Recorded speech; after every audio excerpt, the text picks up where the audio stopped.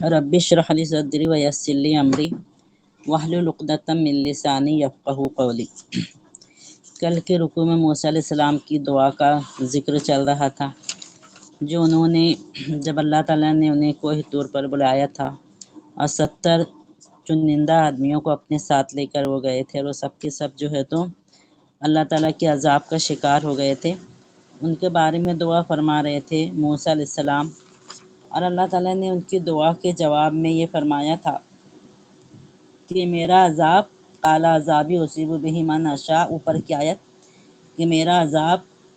जिसको मैं चाहूँ उसको पहुँचेगा और मेरी रहमत व रहमती वसिअत कुल्ल शै, मेरी रहमत हर चीज़ पर वसी है। फसअक्तुबुहा लिल्लज़ीना यत्तक़ून, तो मैं मेरी उस रहमत को उन लोगों के लिए लिख दूंगा जो अल्लाह का तक़वा इख्तियार करते हैं,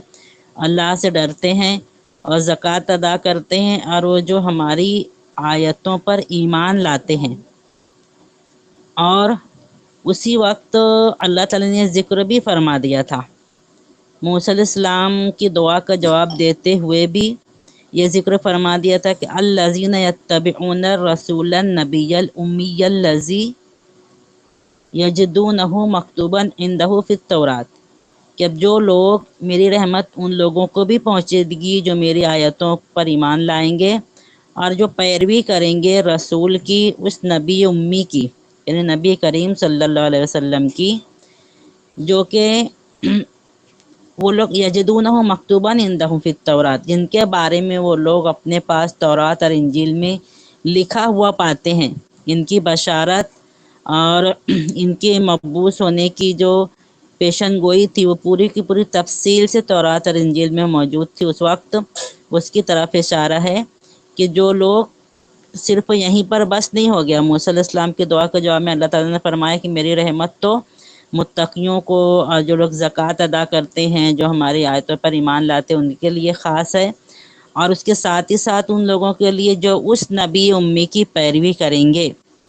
जो जिनके बारे में खुद उनकी किताबों में भी तौरात और इंजील में भी लिखा हुआ है। और वो नबी क्या करेंगे, यामुरुहुम बिल मारूफ व यनहाहुम अनिल मुनकर, वो नबी उन्हें अच्छी बातों का हुक्म देंगे और बुरी बातों से मना फरमाएंगे। व युहिल्लु लहुमुत तय्यिबात, उनके लिए पाक चीज़ें हलाल फरमाएंगे। व युहर्रिमु अलैहिमुल खबाइस, और जो ख़राब चीज़ें हैं उन्हें वो हराम करेंगे। व यज़उ अन्हुम इसरहुम, और उनसे उनके बोझ को हटा देंगे। वल अगलाल लती कानत अलैहिम, वो बंदिशें भी तोड़ देंगे जो इन पर है।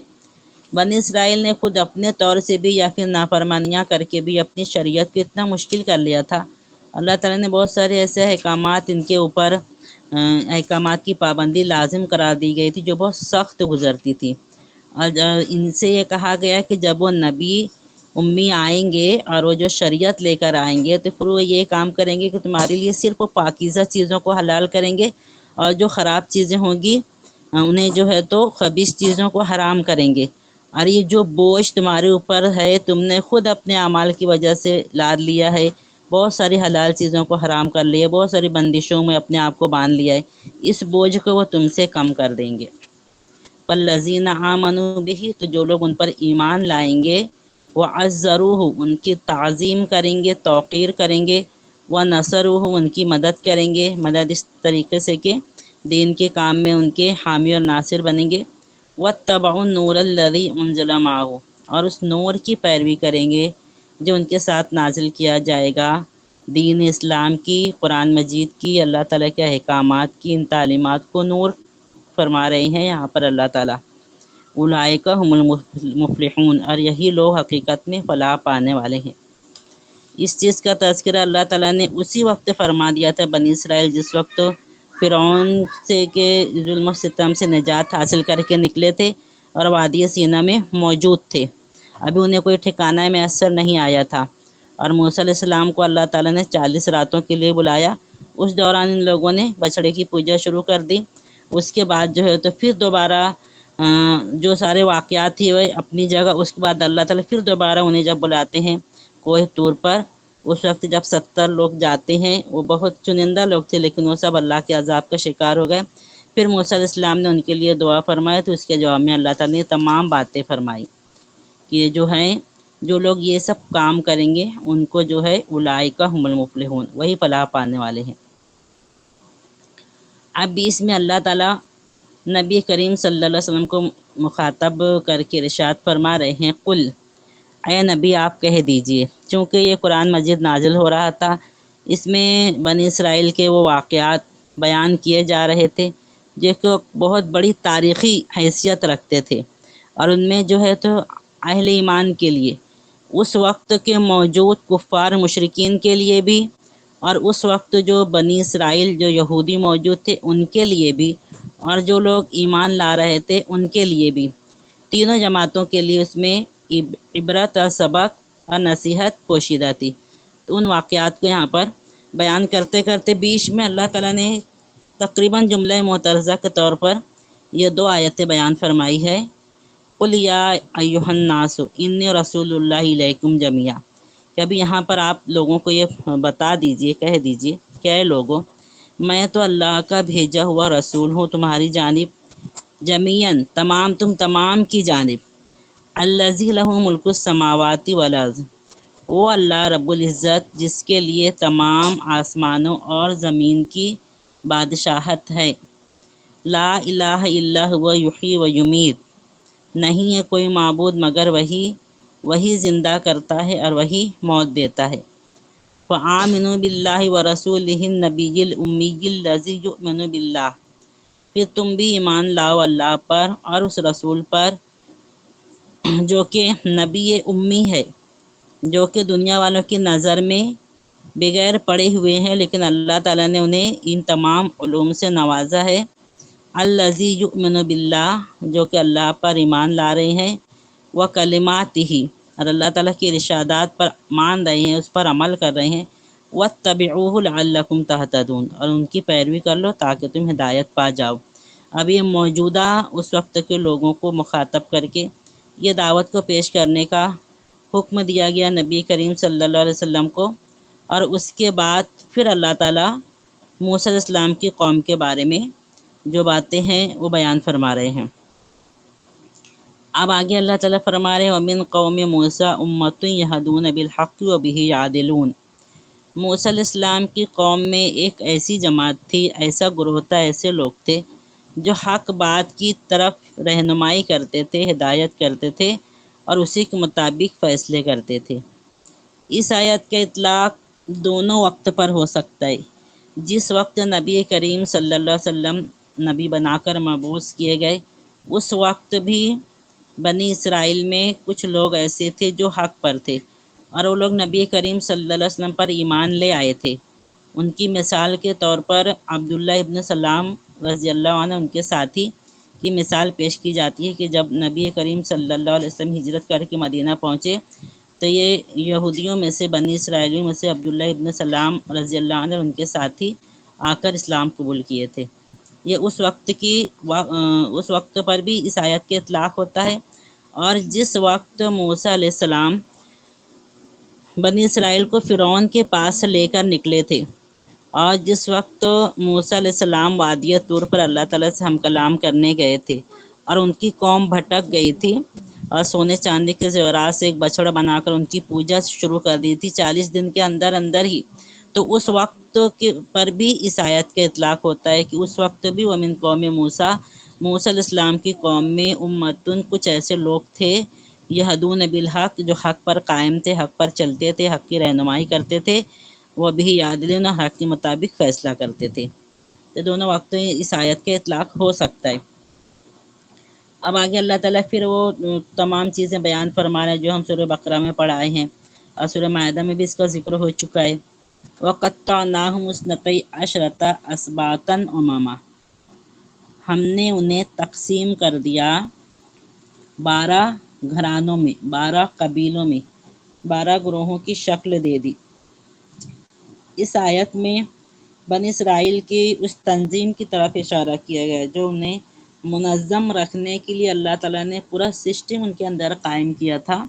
اور یہ بھی اس کا ذکر بھی سورہ مائدہ کی آیت نمبر 12 میں ہم پڑھ چکے ہیں، اور اس کی تفصیل جو ہے مفسرین یہ ذکر کرتے ہیں کہ بائبل میں بھی اس کی پوری تفصیل ملتی ہے، جو اور اس سے یہ پتہ چلتا ہے کہ حضرت موسیٰ علیہ السلام نے اللہ تعالیٰ کے حکم سے جب کوہ سینا کی وادی میں پوری قوم موجود تھی، اس وقت بنی اسرائیل کی مردم شماری کروائی، پھر ان کے 12 گھرانوں کو جو کہ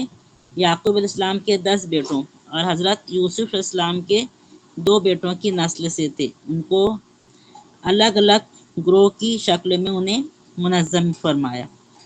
اور ہر گروہ پر ایک سردار مقرر کیا۔ پیچھے گزر چکا ہے اس نے عشرہ نقیب مقرر کیے، ان پر ہر الگ الگ ایک سردار مقرر کیے تاکہ ان کے اندر اخلاقی، مذہبی، ہر طریقے سے جو ان کی رہنمائی کر سکیں اور احکام شریعت کو بھی ان کے اندر جاری رکھنے کی کوشش کرتے رہیں۔ پھر یعقوب علیہ السلام کے جو 12ویں بیٹے لاوی تھے، ان کی اولاد کو، جن کی نسل میں سے موسیٰ اور ہارون علیہ السلام تھے، انہیں ایک الگ جماعت کی شکل میں انہیں منظم کیا گیا تاکہ وہ ان تمام قبیلوں کے درمیان دین حق کو پہنچاتے رہیں اور اس کی خدمت انجام دیتے رہیں۔ اس طریقے سے پورا ان کی اس میدان میں تنظیم کی گئی جہاں پر نہ پانی تھا، نہ کوئی سایہ تھا، نہ کوئی گھر تھا رہنے کے لیے، نہ کھانے پینے کی جگہ تھی۔ ایسی جگہ پر اللہ تعالیٰ نے پہلے تو ان کو 12 قبیلوں میں تقسیم فرمایا، پھر ان پر جو 3 بنیادی جو ضروریات انسان کی ہوتی ہیں، ان ضروریات کو کیسے پورا کیا وہ بتا رہے ہیں اللہ تعالیٰ۔ وَأَوْحَيْنَا إِلَى مُوسَىٰ إِذِ اسْتَسْقَاهُ قَوْمُهُ أَنِ اضْرِب بِّعَصَاكَ الْحَجَرَ۔ سورہ بقرہ کے 7 رکوع میں بھی ہم اس کو پڑھ چکے ہیں۔ ہم نے وحی کی موسیٰ علیہ السلام کی طرف جب ان کی قوم نے ان سے پانی مانگا، کئی لاکھ لوگ نکلے تھے بے سر و سامان، کچھ ان کے پاس نہیں تھا اور ایسی جگہ پر موجود تھے جہاں پر نہ پانی تھا، نہ کوئی دریا تھا، نہ کوئی ندی نالا، کچھ بھی نہیں تھا۔ اب ان کی قوم نے ان سے پینے کے لیے پانی مانگا تو پریشان ہو گئے۔ پھر اللہ تعالیٰ نے انہیں حکم دیا کہ آپ کی عصا کو پتھر پر مارو۔ یہ ایک مخصوص پتھر تھا جس کے بھی ایک تاریخ ہے کہ موسیٰ علیہ السلام ایک بار نہانے کے لیے گیا اور اس پتھر پر انہوں نے اپنے کپڑے اتار کر رکھے اور لوگ جو ہے موسیٰ علیہ السلام لوگوں کے سامنے کبھی برہنہ نہیں ہوتے تھے تو ان پر یہ الزام لگاتے تھے کہ ان کو کچھ نہ کچھ بیماری ہے جس کی وجہ سے یہ اپنے کپڑے نہیں اتارتے ہیں۔ تو جب وہ نہانے کے لیے کپڑے اتار کر پتھر پر رکھے تو پتھر ان کے کپڑے لے کر بھاگ گیا، آگے دوڑنے لگا اور موسیٰ علیہ السلام اس کے پیچھے پیچھے دوڑے تو لوگوں کو یہ پتہ چل گیا کہ یہ جو ہم الزام لگا ان پر یہ بے بنیاد ہے۔ وہ ایک مخصوص پتھر تھا، اسی پتھر پر اللہ تعالیٰ نے موسیٰ علیہ السلام کو اپنی عصا کو مارنے کے لیے فرمایا۔ فَانْبَجَسَتْ مِنْهُ اثْنَتَا عَشْرَةَ عَيْنًا، پھر اس پتھر سے 12 چشمے پھوٹ پڑے، 12 چشمے بہہ نکلے۔ قَدْ عَلِمَ كُلُّ أُنَاسٍ مَّشْرَبَهُمْ، ہر گروہ نے، ہر جماعت نے، 12 جو جماعتیں ان میں تشکیل دی گئی تھیں، سب نے اپنے اپنے پانی پینے کی جگہ کو جان لیا، سب کے لیے الگ الگ انتظام کیا گیا۔ وَظَلَّلْنَا عَلَيْهِمُ الْغَمَامَ، پہلے تو پانی کا انتظام ہوا، اس کے بعد ان کے اوپر اللہ تعالیٰ نے ابر کا سایہ فرمایا۔ 40 سال تک وہ لوگ اس میدان میں رہے، گھر نہیں تھا ان کے لیے، کوئی بنیادی ضروریات پوری کرنے کا کوئی ذریعہ نہیں تھا۔ اللہ تعالیٰ نے پہلے تو 12 چشمے جاری فرمائے، اس کے بعد جو ہے تو ان کے اوپر ابر کا سایہ کیے رکھا۔ اتنی پوری مدت تک وہ لوگ جہاں بھی جاتے تھے ابر ان کے ساتھ ان کے اوپر سایہ کیے ہوئے ہوتا تھا۔ وَأَنزَلْنَا عَلَيْهِمُ الْمَنَّ وَالسَّلْوَىٰ، اور ان پر جو ہے تو من اور سلوہ نازل فرمایا، کھانے کا بھی انتظام۔ تینوں جو بنیادی ضرورتیں ایک انسان کے لیے ہوتی ہے، بغیر کوئی محنت کیے، بغیر کوئی کوشش کیے اور بغیر جد و جہد کی ان کو اللہ تعالیٰ نے وہاں پر بیٹھے بٹھائے عطا فرما دی، کیونکہ ابھی یہ لوگ پر حالات ایسے تھے کہ بس بنی اسرائیل جو فرعون کے ظلم ستم سے نجات حاصل کر کے اور بالکل تہی دست تہی دامن خالی ہاتھ وہاں سے نکلے تھے، اور ان کے رہنے کے لیے اتنے لاکھوں لوگوں کے رہنے کے لیے وہاں پر کوئی انتظام اتنی جلدی نہیں ہو سکتا تھا، تو بھی اللہ تعالیٰ نے ان کے لیے پانی کے چشمے بھی جاری فرمائے، ان کے لیے ابر کا سایہ بھی فرمایا اور ان کے لیے من اور سلوہ کا نزول بھی فرمایا اللہ تعالیٰ نے۔ کُلُوا مِن طَیِّبَاتِ مَا رَزَقْنَاکُم، اللہ تعالیٰ انہیں حکم دے رہے ہیں کہ تم ان تمام پاک چیزوں میں سے کھاؤ جو ہم نے تمہیں عطا کی ہیں۔ وما ظلمونا، اور ان لوگوں نے ہم پر ظلم نہیں کیا، ولیکن کانوا انفسہم یظلمون، لیکن اپنے آپ پر ہی ظلم کرتے رہے۔ اتنی ساری نعمتیں ان کو دیتے رہے اللہ تعالیٰ، ان کو صرف وہ بیٹھ کر اللہ تعالیٰ کی عبادت کرنے کا کام تھا،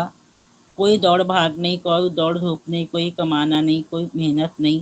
پورا وقت اللہ کی عبادت میں لگا سکتے تھے، لیکن ان لوگوں نے ایسا نہیں کیے بلکہ نافرمانیوں پر نافرمانیاں کرتے رہے۔ اللہ تعالیٰ فرما رہے ہیں کہ انہیں ہم پر ظلم تو نہیں کیے لیکن خود اپنے آپ پر ان لوگوں نے ظلم کیا۔ وَإِذْ قِيلَ لَهُمُ اسْكُنُوا هَٰذِهِ الْقَرْيَةَ، پھر ان سے کہا گیا کہ اس بستی میں تم رہو، اس بستی میں داخل ہو جاؤ۔ وہ لوگ جو ہے تو 40 سال تک کے وہاں پر گھومتے رہے پھرتے رہے، اور اس کے بعد انہیں ایک ٹھکانہ میسر آیا۔ اس بستی کا نام تاریخ میں نہیں ملتا کہ وہ کون سی بستی تھی، کہاں پر انہیں داخل ہونے کے لیے اس وقت کہا گیا تھا، لیکن ان سے یہ کہا گیا تھا کہ تم اس گاؤں میں رہنے لگو۔ وَكُلُوا مِنْهَا حَيْثُ شِئْتُمْ، اور تم کھاؤ پیو جہاں کہیں سے بھی تم چاہو۔ وَقُولُوا حِطَّةٌ، اور تم حِطَّةٌ کا لفظ کہتے ہوئے جاؤ، اللہ تعالیٰ سے معافی طلب کرتے ہوئے جاؤ۔ وَادْخُلُوا الْبَابَ سُجَّدًا، اور دروازے میں سجدے کی حالت میں جاؤ۔ نغفر لکم خطیئاتکم، ہم تمہاری خطاؤں کو درگزر کر دیں گے۔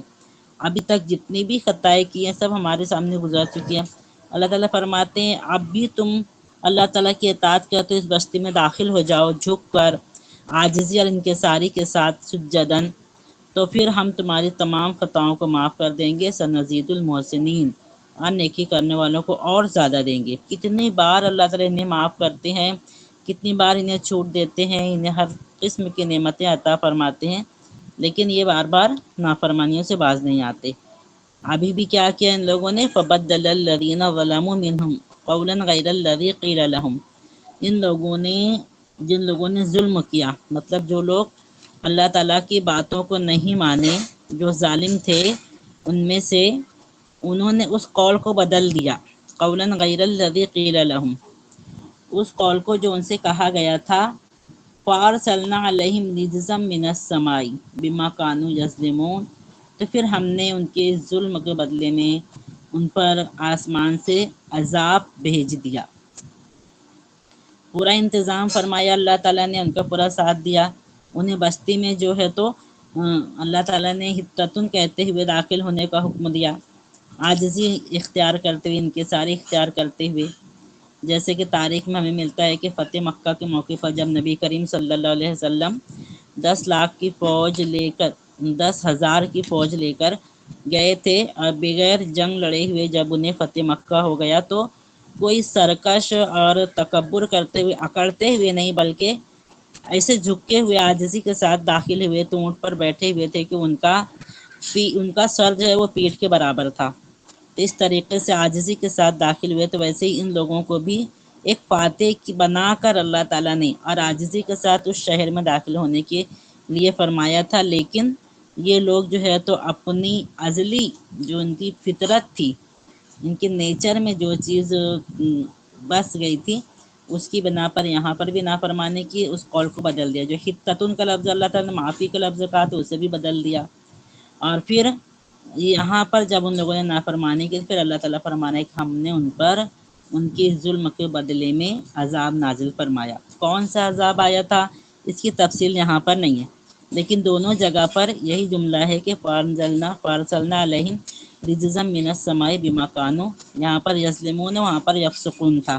تو ان کے اس فسق و فجور کے بدلے میں، ان کے ظلم کرنے کے بدلے میں ہم نے ان پر آسمان سے عذاب نازل فرمایا۔ ابھی بنی اسرائیل کا ذکر ابھی چل رہا ہے، ابھی آگے بھی ان کا کچھ دور تک ان کا ذکر چلے گا، اور ان کے اس واقعوں کو بیان کرنے میں میں بار بار بتا چکی ہوں کہ اللہ تعالیٰ قرآن مجید میں جو واقعات بیان کرتے ہیں وہ ہماری عبرت اور نصیحت کے لیے بیان کرتے ہیں، اور اللہ تعالیٰ نے ایک دو نہیں کئی جگہ پر قرآن مجید کا انداز جو تقریری ہے، تقریر میں جس طریقے سے ہم ایک بات بولتے بولتے بیچ میں کسی دوسری بات کا ذکر کرتے ہیں، تو اس طریقے سے اللہ تعالیٰ جو ہے تو قرآن مجید میں جگہ جگہ پر کوئی بھی مثال دینے کے لیے بنی اسرائیل کا ذکر لائے ہیں اللہ تعالیٰ، کیونکہ وہ اتنی بڑی قوم تھی اور اتنی زیادہ عرصے تک دنیا پر اس کی حکومت تھی چلی ہے کہ اس کی تاریخ جو ہے ہر ایک جانتی تھی۔ جس وقت قرآن نازل ہو رہا تھا اس وقت ان کی جو نسلیں موجود تھی انہیں بھی پتہ تھا کہ ان کے جو آبا و اجداد گزرے ہیں تو ان لوگوں کے کارنامے کیا ہیں، اور وہ سب چیزیں اللہ تعالیٰ ان کے سامنے بیان فرماتے ہوئے ان کو یاد دلاتے ہوئے اور اللہ تعالیٰ کی اور نبی کریم صلی اللہ علیہ وسلم کی رسالت کو تسلیم کرنے اور ان کی اطاعت اور فرما برداری کی دعوت دینے کی کوشش کر رہے ہیں، اور ان کی جو نافرمانیاں تھیں ان کو بیان کر کے امت مسلمہ کو یہ بتانا مقصد ہے کہ دیکھو تم سے بھی بڑی، تم سے بھی عظیم الشان ایک قوم گزری ہے جو کہ تقریباً ہزاروں سال تک اس دنیا پر جس کی حکومت رہی ہے، لیکن آج اس کا نام و نشان مٹ گیا ہے۔ ہم دیکھتے ہیں کہ بنی اسرائیل پوری دنیا میں کہیں پر بھی ان کی ایک بھی اپنی حکومت نظر نہیں آتی۔ ہاں کچھ دنوں سے ان لوگوں نے زبردستی کر کے ایک چھوٹے سے حصے پر اسرائیل نام کی ریاست بنائی ہے، اسے بھی پوری دنیا نے ابھی تک تسلیم نہیں کیا ہے۔ تو یہ ان کا حال ہوا کہ جنہیں ایک ایسا وقت تھا کہ پوری دنیا پر جنہیں لیڈرشپ عطا کی گئی تھی اور ان لوگوں نے اس کی قدر نہیں کی، تو آج دنیا کے نقشے پر ہمیں ان کا کہیں بھی نام و نشان نظر نہیں آتا۔ یہ عبرت ہمیں حاصل کرنے کے لیے اللہ تعالیٰ ان باتوں کو بار بار قرآن مجید میں پیش کرتے ہیں۔ اللہ تعالیٰ سے دعا ہے کہ وہ ہمیں ان سے کما حقہ نصیحت حاصل کر کے اس پر عمل کرنے کی توفیق عطا فرمائے، اور ہمیں جو منصب سونپا ہے اللہ تعالیٰ نے بنی اسرائیل کے بعد اسے پورے کو پورا ادا کرنے کی توفیق عطا فرمائے۔ وآخر دعوانا ان الحمد للہ رب العالمین۔